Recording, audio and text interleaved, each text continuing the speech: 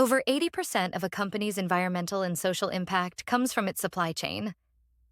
That means sustainability reporting rules, from Europe to the Americas, are no longer just about corporate offices. They require data from every stage of your supply chain: procurement, manufacturing, logistics, and even product returns. In this video, we'll break down the main sustainability reporting standards and what they mean for your supply chain operations. Here's what we'll cover. First, the key reporting standards affecting supply chains today. Second, the type of data they expect from procurement, production, and logistics. And third, real company examples of how supply chains are already adapting to comply. Let's start with the frameworks driving change. The CSRD, or Corporate Sustainability Reporting Directive, requires companies operating in Europe or with large EU revenue to report detailed supply chain data. That includes Scope 3 emissions from suppliers and logistics partners, worker conditions in the value chain, and environmental impacts from materials and transport. IFRS S2, from the International Sustainability Standards Board, focuses on climate disclosures, especially Scope 3 emissions from manufacturing, transportation, and outsourced services. The GRI standards offer a broader lens. GRI 204 covers procurement practices. GRI 305 looks at logistics emissions. GRI 308 and 414 cover supplier environmental and social assessments.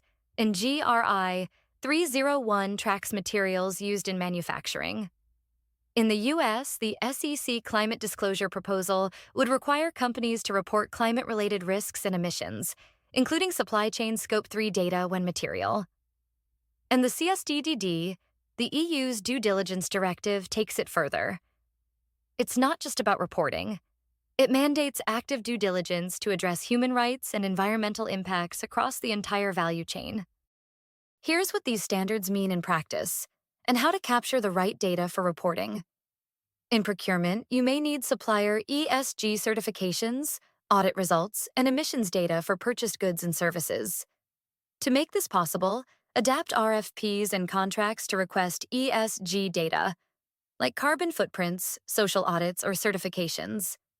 In manufacturing, reporting often requires metrics on energy consumption, water use, waste generated, and material origin. You can align with these needs by integrating energy and waste tracking into your production dashboards, so data is captured in real time. In logistics, reporting expects data on fuel use, transport modes, and CO2 per ton kilometer. Work with transport partners to track emissions by road, sea, or air, and ensure this information appears in your freight invoices. And in reverse logistics, you may be asked to disclose product takeback, recycling, and disposal rates. Set up systems to record these outcomes so reverse logistics data flows directly into your sustainability reports. Small adjustments like these make reporting part of everyday supply chain operations, not just an annual exercise. Let's look at how companies are already adapting their supply chains for sustainability reporting. Philips mapped emissions across its entire supplier base to comply with CSRD Scope 3 requirements. They created a standardized questionnaire for suppliers, capturing data on energy use, emissions, and certifications. This data feeds directly into their CSRD reporting system. Unilever built a transport emissions dashboard by integrating logistics partner data. They track CO2 per ton kilometer across road, sea, and air freight. That data is disclosed under IFRS 2 climate-related requirements. IKEA rolled out a human rights due diligence program across Tier 1 and Tier 2 suppliers. It includes regular labor audits, grievance mechanisms, and training modules. The results are reported under CSDDD and GRI 414. Sustainability reporting is no longer just a compliance task. It's reshaping how supply chains are designed and managed. Whether you're in procurement, production, or logistics, your operations are now part of the sustainability story your company must tell.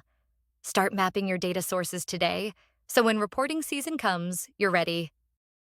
If you're interested in more practical content, check the resources I've linked below. And please don't forget to like this video and subscribe. Thanks for watching.